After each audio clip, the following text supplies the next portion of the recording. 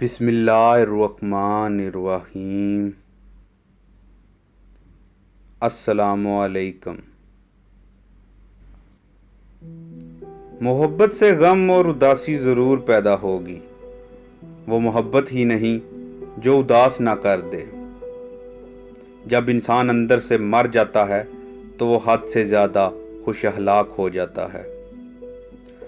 खुदा जब किसी के मदद करने पर आता तो लामालूम से कोई सबब पैदा कर देता है और ना होने से होना निकाल देता है। जिस छाँव से इज्जत व नफ्स ज़ख्मी हो उस छाँव से धूप बेहतर है। दर्द वो होता है जो हमें दूसरों को तकलीफ में देखकर हो, वरना अपना दर्द तो जानवरों को भी महसूस होता है। नेकियां करते जाओ, दरिया में डालते जाओ। जब कभी जिंदगी में तूफान आया तो यही नेकियां कश्ती बन जाएंगी। अगर अल्लाह ने वो ले लिया जिसे खोने का तुम तसव्वुर नहीं कर सकते, तो यकीनन वो कुछ ऐसा भी देगा जिसे पाने का तुमने सोचा भी ना होगा।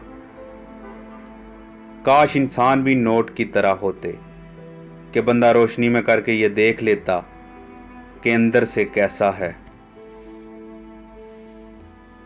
हमेशा वही झुकता है जिसे रिश्तों की कदर होती है। इंसान पर कई तरह का बोझ होता है। हमारे ऊपर सबसे बड़ा बोझ तकब्बर का होता है और हम ये जाने बगैर कि खुदा के नज़दीक कौन बड़ा है और कौन घटिया, फैसले खुद ही करते रहते हैं। मैंने पूछा, बाबा जी हसद क्या है? कहने लगे, रब की तकसीम से अख्तलाफ करना। तनकीद के लिए इल्म का होना ज़रूरी है, जबकि नुक्ताचीनी के लिए जहालत ही काफ़ी है। जानते हो अज़ियत क्या है? कहने को बहुत कुछ होना, लेकिन खामोश रहना।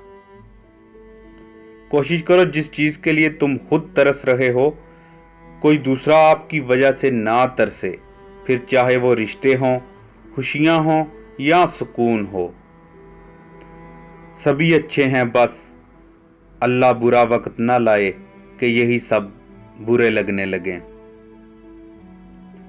एक दिन हम एक दूसरे को ये सोचकर खो देंगे कि जब वो याद नहीं करता तो मैं क्यों उसे याद करूं।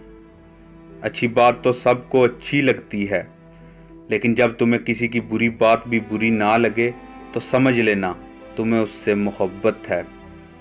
हमारी खुशनसीबी ये है कि हम खुदा को एक मानते हैं, मगर बदनसीबी ये कि खुदा की एक नहीं मानते।